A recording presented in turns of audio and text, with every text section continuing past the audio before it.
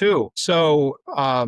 I have been looking. I wrote my high speed rodeo today. Let it off with a look at Tesla's sale. It's a sales collapse. I mean, they're down 40+% in Europe. They're on the run in China. U.S. numbers are a little harder to come by, but it looks like they're down double digits in the United States as well. Yeah, it looks like something that's more than a blip.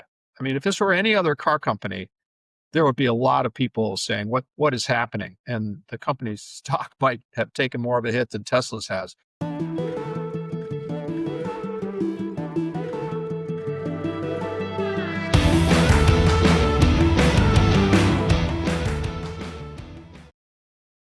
Hello there. Hi, everyone. Welcome to a new edition of At the Wheel with me, Joe White of the High Speed Rodeo newsletter on Substack, and my partner in crime here, Tu Lee of Sino Auto Insights, who's also on Substack. We're going to be diving into the latest news and trends in the world of cars this week. Tesla's worldwide sales collapse, or problems, if you prefer, is front and center. We're also going to look at the fight over carbon dioxide rules and the phase out of combustion vehicles that's going on in Europe. And mark your calendars, on December 15, Tu and I plan to do our last at the wheel for the year. We're going to look at the year in review. You remember what happened in January? No, I don't either, because there's been so much going on over the past 12 months. We always have a lot to say. None of it should be taken as investment advice. Two. So I have been looking. I wrote my high speed rodeo today. Let it off with a look at Tesla's sale. It's a sales collapse. I mean, they're down 40+% in Europe. They're on the run in China. U.S. numbers are a little harder to come by, but it looks like they're down double digits in the United States as well. Yeah, it looks like something that's more than a blip. I mean, if this were any other car company, there would be a lot of people saying, what is happening? And the company's stock might have taken more of a hit than Tesla's has. What do you make of it? And maybe, let's start with China, and we can go kind of around the world a little bit and look what's going on. Right on. Yeah, great seeing you, Joe. Happy holidays, and happy holidays to everyone that's listening and viewing. Let me pull out to a macro level of Tesla. 2023, they're at, I want to say, 1.81 million units, with about a good 30-ish percent from China, 30-ish percent from the United States, and the rest of the world making up the rest of that volume. Last year, they're effectively, let's say they shrank technically, right? They were at like 1.79 million units, which for a company that's $1 trillion market cap doesn't seem like a growth company when you're flat and EV sales are continuing to grow in the rest of the world. They continue that downward trend. Reuters, I think Bloomberg, a few others are forecasting that they might not hit 1.65 million units this year. Okay. And if we look at China, we always think of Tesla as a US company, US based company, but their importance, or China's importance to them, can't be understated. 45 to 50% of their production comes out of China. Most of that is domestically consumed, but any of the overage gets shipped to Europe, to Japan, to Korea, to Australia. And so and they already have this capacity baked in. So we're looking at idle capacity if they're not hitting that 1.8, 1.9, 2 million unit annual volumes. Yeah, absolutely. Look, I don't like to sort of say, everybody else is missing something that only I see. But in a lot of the reporting about Tesla, one of the things that I think has been overlooked, and I called it out today, and you just called it out, is that their capacity is sized for a bigger company than they are, which made sense when their growth was at 20, 30% per annum. I mean, that you compound that and you get to double really quick. But if you're not growing, so here's what's happening. It's a problem. So here's what in Germany, not in Europe, the latest numbers from the European Automotive Association basically suggest or state that Tesla's going to be lucky to get to 200,000 vehicle sales in Europe this year. They sold fewer than 7,000 vehicles in Europe in October, which is a pretty weak performance. Their Berlin factory has capacity for 375,000. And if just get the complexities of Tesla's distribution, aside, there's 175,000 vehicles worth of capacity that they have no use for in the European market. They're not selling to capacity in Shanghai anymore either. Shanghai is big enough to produce almost 1 million vehicles a year. Their sales within China are well short of what would be required to soak up that capacity. And in October, this is data which you probably know, but I mean, it's been out from the Chinese reporting authorities, the Passenger Car Association. If you put their exports and their sales within China together, you don't get to 80% of Shanghai's capacity. And 80%, I mean, is roughly what you need to kind of have a decently profitable operation. To break even almost, right? To break even. I mean, you actually want to be working at 100+% of capacity to really make money, but 80% is kind of like the minimum that you should be at to have any kind of a decent return. And on the number, kind of on the face of it, Tesla Shanghai is now below that. Tesla Austin, I mean, whatever capacity they have for the Cybertruck isn't being used. I think that's pretty clear. They're trying to soak some of that up with the Cybercab, which they're supposed to be launching. But they haven't yet, and who knows? So I look at it and I just think, I mean, I understand that Elon Musk has said Tesla is an AI company, or we're going to be the leaders in physical AI applied to mobility, to machines, to robots, whatever. Fine. Right now, Tesla's an EV company, and that EV company is not doing well. I mean, I guess again, let me ask you from a Chinese perspective, because it does seem like part of the problem Tesla has is in China, where it seems like the competition there really is just got the better of them. I mean, I thought this new Model Y was supposed to solve all that. What happened? Well, let's unpack this, Joe, but look at this globally. The domestic legacy OEMs, whether they're German, European, Korean, or Japanese, they now have come out with vehicles that are almost as good as a Model 3 and a Model Y. So there's real competition that is hitting the Model Y and the Model 3 around the world. In China, let's multiply that by 100, because that's what's happening in China. And the Model 3 launched in China in 2020. And it's been largely unchanged, except for some cosmetic changes and some software updates. The Model Y launched a year later. So these vehicles are getting into 4, 5, 6 years old, okay, without major refreshes. And then if you look at the China market, the mass market is well under 30,000, 35,000 US dollars. And so Tesla plays just outside of that. And I'll add some other wrinkles, but I want your comments as well. Now, there's real competition, and then in Europe and the United States, he's been politicized. Okay, so there's that's right, that's right. But I guess I wonder, and this is this is conjecture on my part, but it seems like that was an excuse that Tesla bulls could have used 3, 4, 5 months ago. Exactly. Now, I mean, Musk has been mostly off the political scene since he broke with Trump, I think, during the summer. It seems so long ago, I forget the exact month, but he's been out of the administration, out of Doge, out of all that stuff for months. And he's returned his attention to a lot of things, nominally Tesla, but frankly, more AI, in his AI ventures than Tesla and SpaceX and all that. And in Europe, I think the same thing is true, although maybe ill will caused by his forays into like German politics lasted longer there. But I get, and again, this is an opinion that using his political activity from earlier in this year and late last year as an excuse for people not buying the product today, it seems like there's a sell by date on that has passed. Well, I agree. And I'm going to add to this, because you said 350, 375 units, 1,000 units in Berlin Giga, about 1 million units. I'm going to say closer to 1.2 with overtime and things like that. We're probably getting to well over 1 million units in Shanghai Giga. And remember that they got concessions from local governments for tax abatements, for free land, for, economic development KPIs that if they don't hit, they're going to have to pay penalties on in Shanghai, probably in Berlin Giga, and even Austin likely.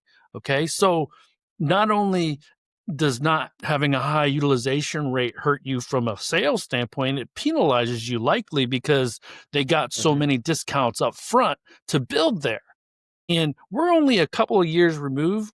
Joe from Shanghai Giga was talking about increasing to 2 million units at one point in time. Well, yeah, and Musk and it does seem like a long time ago, but Musk was talking about building another plant in Mexico, and then not in Mexico, somewhere else. But that talk seems to have gone by the boards, at least for the time being. That because they don't need extra capacity. Yeah, it'll be interesting to see what they do, because I mean they've got they've got kind of a damned if you do, damned if you don't situation, which legacy car companies know quite well, which is when we've got sales that are falling below capacity, falling below profitable utilization. There's a temptation, which Tesla has tried to, and the Chinese car companies are doing, which is to slash prices and throw profits to the wolves and just go for volume. That can destroy your financials and your brand just as quickly as doing nothing. On the other hand, if you sit and say, well, the volume will take care of itself someday, and we'll figure it out, you could go for a long time not making as much money as you want to make, as you need to make. So we'll see what happens. And I mean, I have to say, it's a little bit of a red flag that Michael Burry, Mr. Big Short from the mortgage market, it's too bad he doesn't have Margot Robbie doing all of the explanations for his opinions. But he's now on Substack, and he's laid into Tesla. It says it's so ridiculously overvalued. And a lot of people pay attention. Shareholders will be diluted. Yeah, shareholders. Yeah, I mean, he has a more specific argument about that. Yeah, shareholders are going to be diluted by Musk's compensation plans. The company's overvalued. So it'll be interesting to see if any of those kinds of comments from people like Michael Burry, make a difference. I mean, I looked up Tesla's market cap when I was writing my newsletter. It's $1.35 trillion. I mean, it's the only Western car company that matters, right? As far as anyone in the investor community is concerned, and it still does. They're still worth more than every other car maker in the world combined. Yeah. By a large margin. So, people like me who tend to look at car companies as car companies and say, well, you're not selling out your capacity. You're not selling your product. And, it's bad. Maybe we don't know what we're talking about. Maybe it is all about AI. But speaking of AI, I want to ask you, you mentioned this, XPeng, the Chinese car company, EV company, apparently had an AI day, right? Sort of along the lines of what Tesla has been doing. What can you say about that? I mean, and they're trying to be positioned as an AI company too, I guess. But what do you see there, and might be the contrast with what we see from Tesla? So this saying, Joe. I'll just say ideas are like elbows. Everybody's got them, but executing and being on time with your execution are the things that are difference makers in the business world. So right now, Elon and Tesla have not had to pay the price for consistent delays across different products, whether it's the next electric vehicle, the next service, the next humanoid. So XPeng, since day one, they've always positioned themselves, at least in the China market, as the most technologically advanced EV brand, mass market brand. And so they're leaning into that, and they're moving into humanoids, robo-taxis. They go a step further than Tesla because they have eVTOL.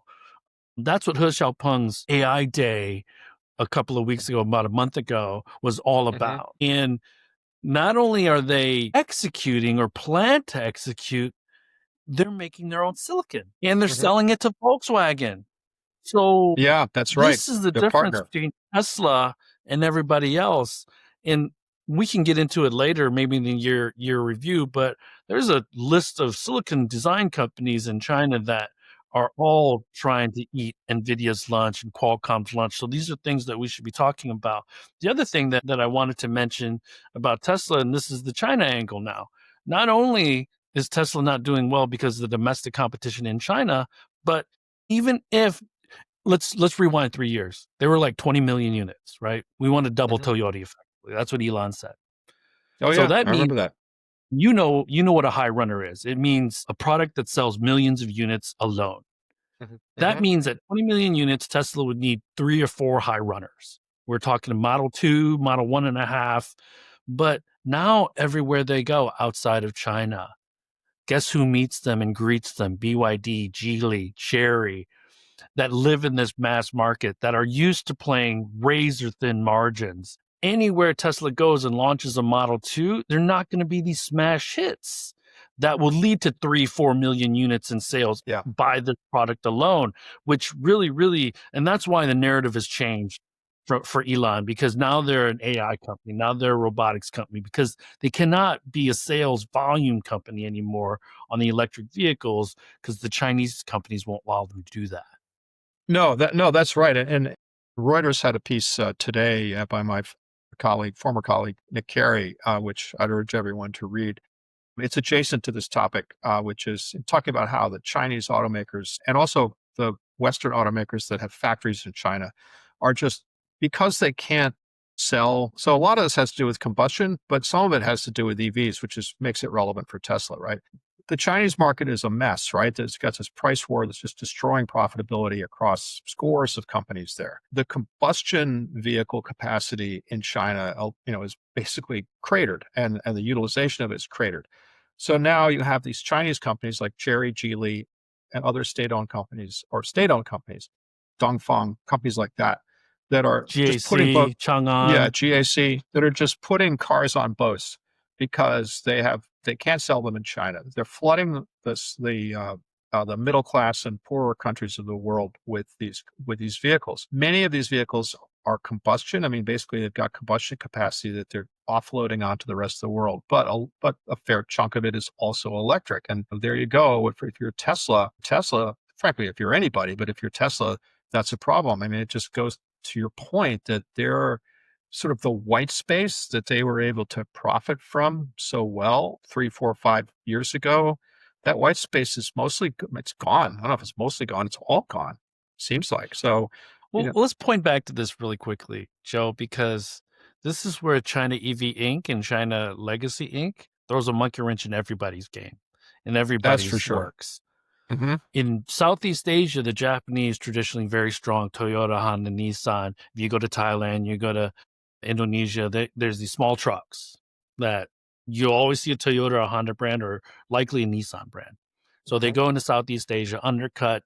BYD becomes the number one clean energy vehicle brand within months. Okay, so emerging markets, the Chinese dominate or will go to dominate. But if you look at Latin America, another emerging market that has growing economics, who dominates there? The Fiats, the Chevys, and some of the Western, the Fords. But guess what? Now the Chinese are coming to Latin America, to Mexico, and they have sharp elbows. And so we can talk about Tesla, but no one is immune to what's happening with the Chinese because of the exporting. Because they can export ICEs and they can export clean energy vehicles. Either way, Chery is both fit on the really boats. In a sweet spot. Yeah, Chery's in a sweet spot just because they still make BEVs and ICE. Yeah, and they do have notwithstanding some changes of policy, they do have the central government and also the provincial governments that behind them for the same reasons that a company like Volkswagen, or for that matter General Motors, does, because no political leader in any country that has an auto industry wants that auto industry to wither away. State-owned companies have a tendency to survive for the long term, even if they're zombies. And let's make sure we call out loosely what a state-owned enterprise is, because Volkswagen seems to be state-owned because they're 17% owned by Lower Saxony. So Volkswagen, General Motors was bailed out by the U.S. government. They're completely private now, but they were publicly owned for quite some time before they paid back that loan. So we paint Chinese companies as these state-owned enterprises. But again, we don't hear about the GACs and the FAWs. We hear about the startups, the BYDs, the Cherys, the Geelys. And so it's these independent companies outside of China anyways that are making waves. But this segues great into the next topic that you and I wanted to talk about, and that's the emissions restrictions, or the elimination of petrol and diesel engine vehicle production in Europe by 2035. That was the goal anyway. Yeah. That once was the goal. You had written a little bit about this in your newsletter, so tell us about what you wrote about. Yeah, I mean, and this is something that's been simmering for quite some time, but it's now appears to be about to come to a head. The European Union, basically Brussels, had issued regulations that basically amounted to a mandatory phase out of new combustion vehicle production by 2035. And over the last couple of years, but with increasing um, volume and intensity this year, the incumbent car companies in Europe and some of the some of their host governments, particularly Germany, have started to say, look, this is not going to work. This is not realistic. You're going to kill the industry. You're going to kill thousands of jobs if you persist in these uh, if you persist with this ban and persist with the ever tightening constraints on carbon CO2 emissions, carbon dioxide emissions, climate gas emissions between now and then. So within the past couple of weeks, we had John Elkann, the chairman of Stellantis, saying that the European auto industry could go into irreversible decline. That quote around that irreversible decline, unless Brussels backs off on these CO2 rules, basically climate rules.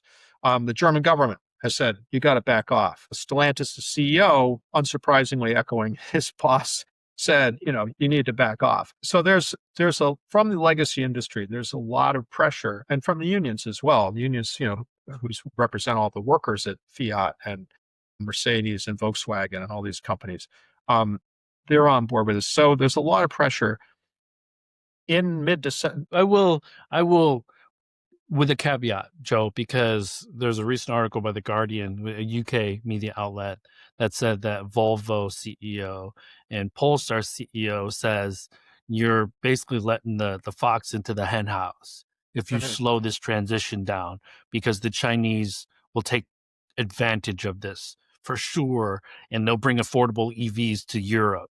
And one other thing, with Elkann talking about layoffs and things like that, Spain is recruiting all types of Chinese investment. Oh, absolutely. Into production capacity. And one other thing that's really notable is that Stellantis and CATL are going to build a battery factory. And it's gonna cost €4 billion. It sounds eerily like the Ford CATL Marshall, Michigan factory. Well, they have not figured out where they're going to build the factory. They just redirect the machinery that was going to go to Marshall to send it to Europe. But here's the thing, Joe, before I let you add your comments, this is going to be the same situation in the United States when China enters the market.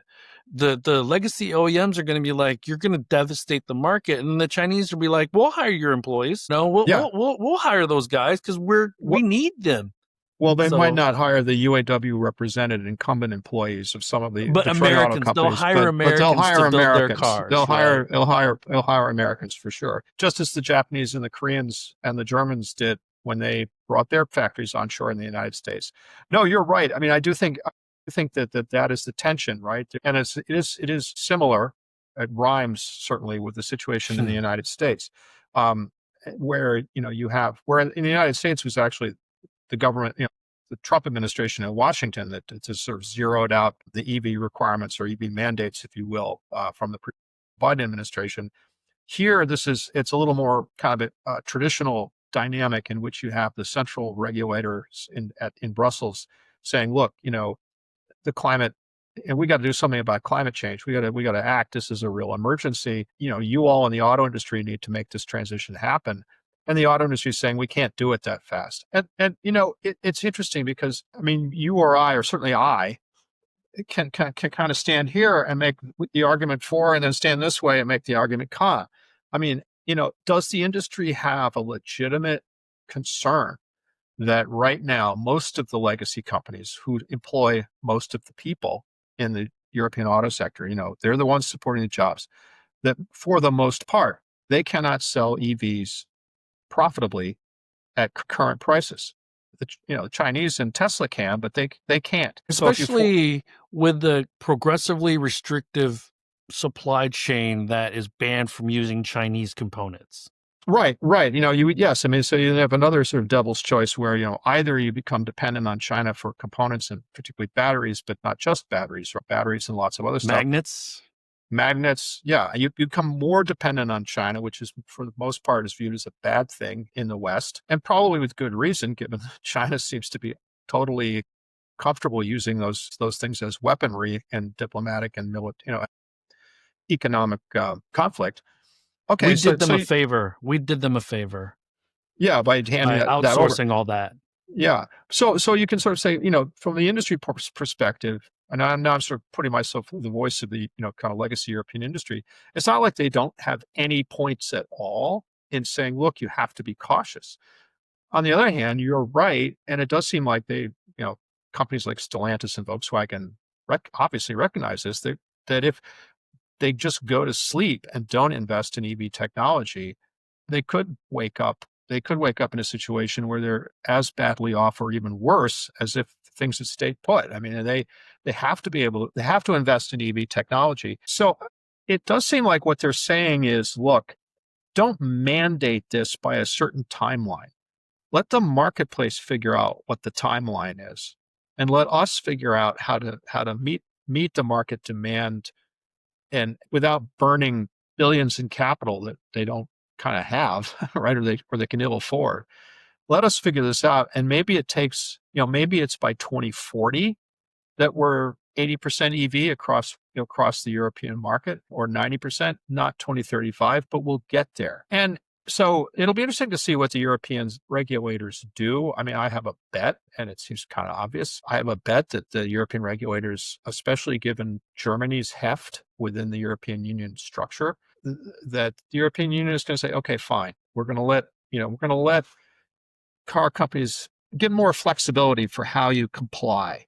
You still got to work down the CO2 emissions. You can't just, run gasoline and diesel as if it was, in 1993. But, we're not going to shut off all combustion technology by 2035. Hybrids will be okay. Plug-in hybrids will be okay. Super efficient gasoline. More highly efficient engines. Yeah. Porsche is creating more highly efficient engines, and they're saying that should be okay as well. Right, exactly. So that seems like the path that they're likely to take, given the political reality, and given that I don't think very many national governments in Europe, possible exception, I suppose, of Norway or Sweden for Volvo. I don't think that many national governments in Europe, France, Germany, Italy, the UK, are going to sit still, have their national champion automakers start shedding jobs left and right. I don't think that's going to happen. But this is where it gets really interesting and very complicated, because countries like Spain, Hungary, Poland, who are likely to get that foreign direct investment from the Chinese automakers, are going to push back and say, you know what? Look, you guys had all these years to lead the European Union, and now we have these opportunities to grow our economies. That's not fair. And I want to point this as kind of, is it 6 in one hand, half a dozen in the other, if we look at the United States and our situation? Because the Trump administration, during the One Big Beautiful Bill, had basically defanged cafe standards. So now there are no fines for cafe standard, for missing the cafe restrictions. And then they tried to take away California's ability to create their own emission standards. Right. And for those that don't know, California is by far the largest passenger vehicle market in the United States.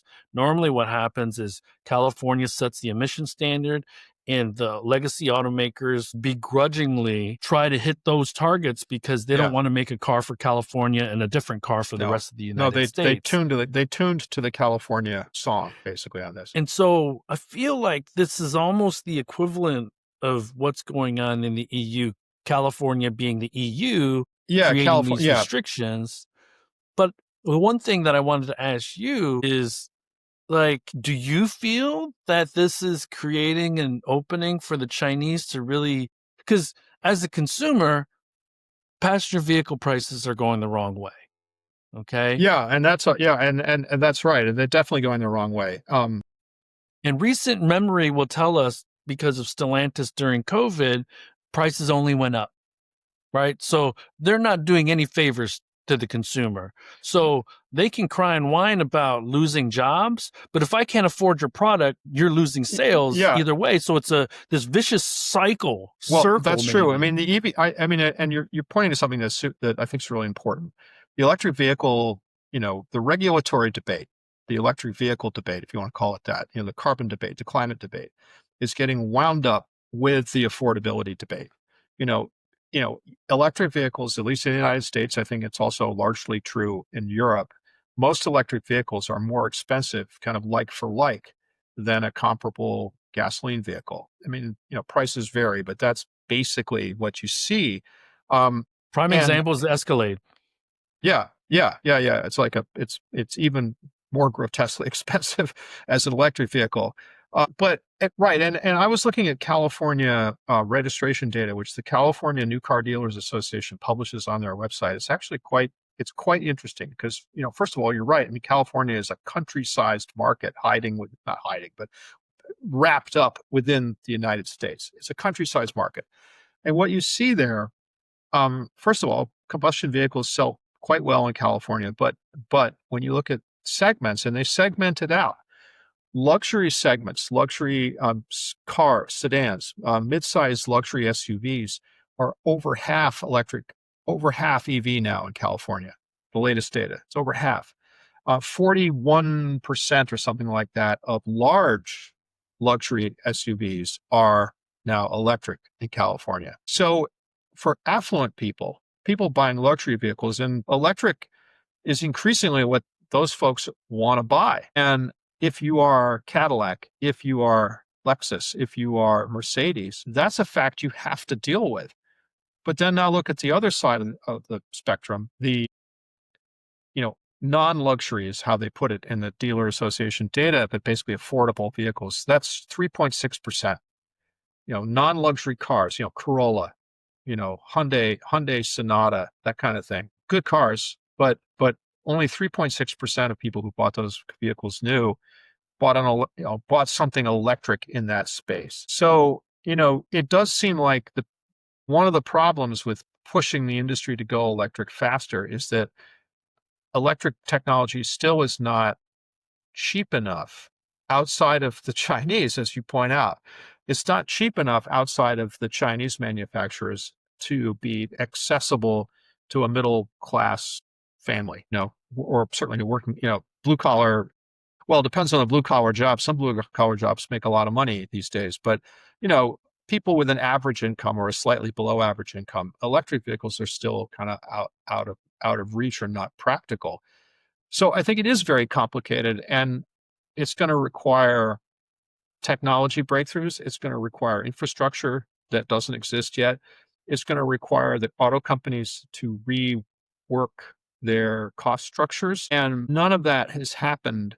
And forcing it with a deadline, at least in Europe, well, actually in both the United States and Europe, forcing it with a deadline, a regulatory deadline, has proven to be a loser, both politically and I think probably also from an industrial and economic point of view. I feel that how you're describing it has been what California has done traditionally for the last couple of decades by continuing to increase the emission standards. It's forced the automakers to really get more fit. I think the situation currently is different because we don't have this evolutionary way to compete with the Chinese.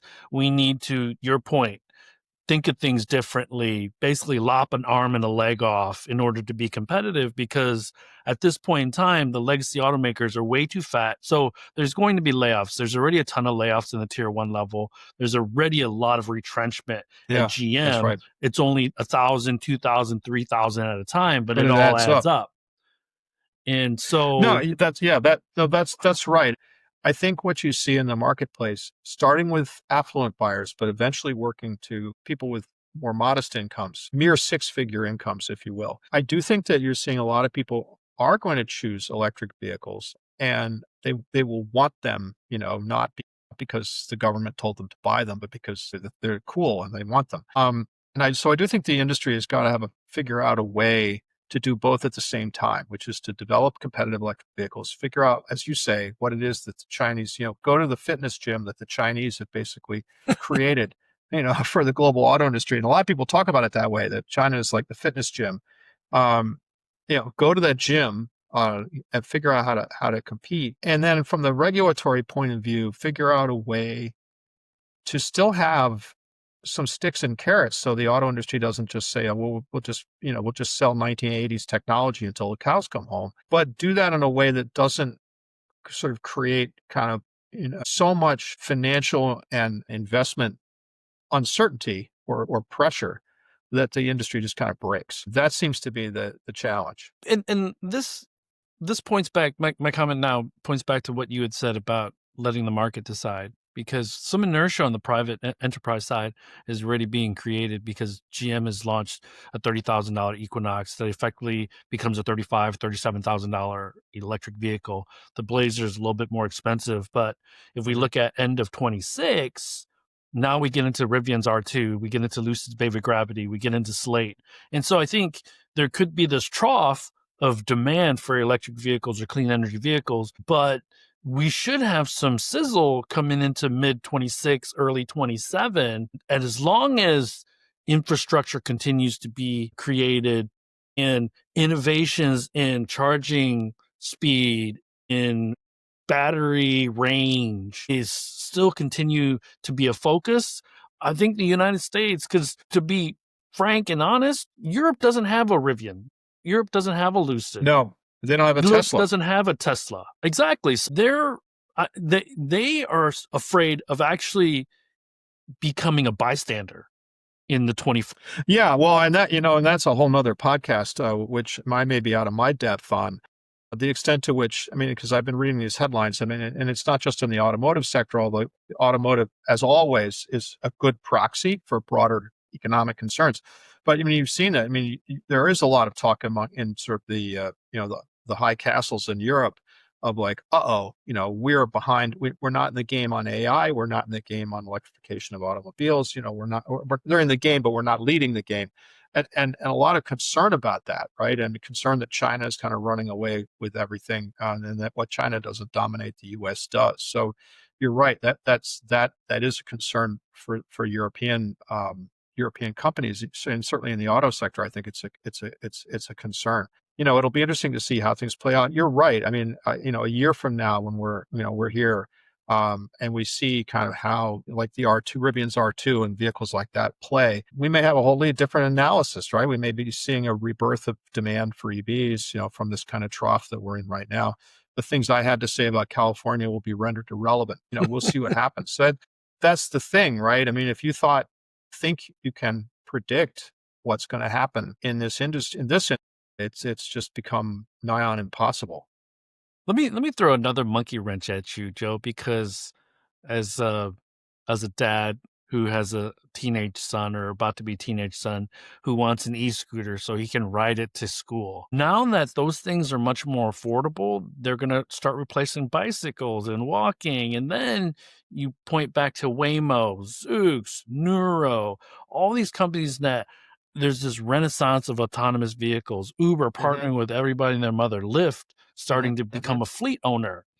And so the concept of vehicle ownership is going to change in the next decade.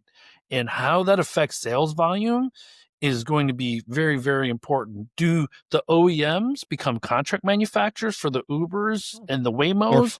Do they try to create? Exactly. And what's the dealer's role now? Because we probably already have too many dealers per brand. Yeah, we do. In the United States. God love them, but we do. And this is some of the stuff that we talk about and think about for our clients on the consulting side. But to have a well-rounded conversation, that's probably the best way to do it. And maybe we can talk about that in our year end as I think that's a good topic for the year end. Yeah, the year end review. I will say, I just before we hopped on, I was reading an op-ed piece in the New York Times written by a doctor whose name I'm now not remembering, so I won't try to guess. But it's in today's New York Times online. Long piece, basically making the case using data sourced from Waymo and other sources making the case that it is time for the government to really push a shift to autonomous vehicles because the accident rates for autonomous, or certainly Waymo's autonomous vehicles, I want to underscore that. The data that bolster this argument come from Waymo. Waymo's autonomous vehicles are in fact considerably safer than human drivers, and as a public health matter, rather than continue to tolerate sort of an ambient 35 to 40,000 people killed on highways every year in this country, let alone everywhere else. We need to, we should be pushing a shift to AVs. I thought it was an interesting piece, and yeah, we could talk about this in our next one because that goes back to kind of my qualms about how quickly you can change culture and attitudes in any country, but certainly this one. I might hop in my combustion Jeep and go to Home Depot at some random time today because I feel like it, right? And I'm not going to wait for some Waymo to come and get me. The doctor who wrote that piece would say, well, why not, you idiot? Because your chances of hurting someone with, by rear-ending someone with your Jeep are so high. Anyway, I think there's a lot there, and you're right. Let me ask you, Joe, have you ridden in an autonomous vehicle yet? Not recently, which means no. I mean, I have, but it was so long ago that the experience, I think, based on everything I read, the experience is irrelevant. I mean, the Waymo experience today is far different than anything I would have experienced when I had a test drive. I'm going to call a mutual friend out in this podcast. I won't name the company, but if we can bully him into doing this, bully them into doing this, maybe we'll have an opportunity to try one in Vegas during CES. Well, yeah, we can ask nicely. We don't have to bully anybody. yeah, we can ask very. We're such nice guys. They'll do it just because, So no, that would be fun. We could do the podcast from the back of a Waymo, or whatever, or not a Waymo. Whatever. I think I know who you mean. I know who you mean, and I need to figure out the camera an autonomous vehicle. Yeah. That being said, let me end our podcast on this. Waymo, who I've seen present twice over the last month and a half. First of all, they are by far the most transparent autonomous vehicle company. Not Uber, but Tesla wants to hide any of its findings, any of its data in California specifically, because the state of California required you to do quarterly reports of interventions, things like that your safety drivers have. And so Tesla wants none of that. And then the Chinese autonomous vehicle companies, they don't really offer so much transparency either. I was at a conference a couple of weeks ago in Silicon Valley. Steve Wesley was presenting, and he had made the argument that until other companies share their data and are much more transparent about it, Waymo is the clear leader. And if you look at Waymo and their ambitions over the next 18, 24 months, they're going to be in 40, 50, 60 cities, including Detroit, including New York, including London. We point out Detroit and New York because they're four season cities. So, Joe, you and I are going to start seeing Waymos en masse, likely in Detroit, starting in January, February, because it wants to collect the data when the roads are like they are right now in Michigan. A little bit snowy, a little bit. Yeah, slick. And so, and he made a great point. I've experienced the Chinese autonomous vehicles, but I can't tell you definitively that one is better than another. I just know it from a qualitative standpoint. Within 3-4 minutes, I'm talking to the other passenger like it's nothing, which means that the process in my mind that no one's really driving this vehicle except for an algorithm is kind of because I feel safe, right? And so and we're going to start to see services companies push into really, really taking, let's say, rides away. Because if we look at OEMs and cars as basically things that give people rides, let's measure it like an Uber, right? Like if we measure it that way, are the OEMs at risk because they're not providing services yet? I think long term, those are the things that